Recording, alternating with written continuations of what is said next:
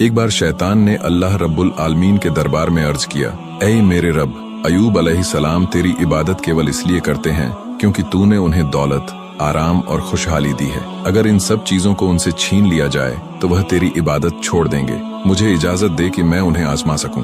अल्लाह ताला ने शैतान को इजाजत दी और कहा, जा, अगर तुझे लगता है कि तू मेरे नेक बंदे को बहका सकता है तो आजमा ले। इसके बाद शैतान ने हजरत अयूब अलैहिस्सलाम की पूरी दौलत तबाह कर दी। उनके मवेशी मर गए, खेत बाग उजड़ गए और उनका घर भी गिर गया, लेकिन उन्होंने सब्र किया और अल्लाह की इबादत में लगे रहे। फिर शैतान ने उनके सारे बच्चों को एक भयानक हादसे में मार दिया। इसके बावजूद उन्होंने अल्लाह का शुक्र अदा किया और इबादत से नहीं हटे।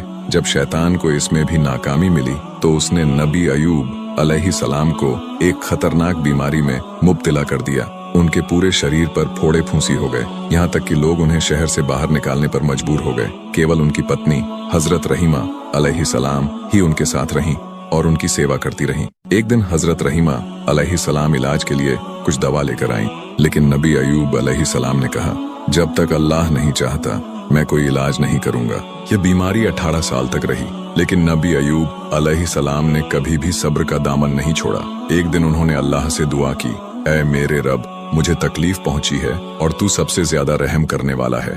अल्लाह ने उनकी दुआ कबूल की और फरिश्ते के जरिए हुक्म दिया, अपना पांव जमीन पर मारो। उन्होंने जैसे ही जमीन पर मारा, वहां से एक नहर निकली। जब उन्होंने उस पानी से गुस्ल किया तो उनकी बीमारी पूरी तरह दूर हो गई और उनकी जवानी लौट आई। जब हजरत रहीमा अलैहिस्सलाम वापस आईं तो अपने शौहर को पहचान नहीं पाईं। जब उन्हें हकीकत पता चली तो उनकी आंखों से खुशी के आंसू बह निकले। फिर उन्होंने भी उस पानी से गुस्ल किया और उनकी भी जवानी लौट आई। अल्लाह ने नबी अयूब अलैहिस्सलाम को उनकी खोई हुई दौलत, मवेशी और औलाद लौटा दी। साथ ही उन्हें पहले से भी ज्यादा बरकत और इज्जत अता की। हजरत अयूब अलैहिस्सलाम की कहानी हमें सिखाती है कि सब्र और भरोसा इंसान की सबसे बड़ी ताकत होती है।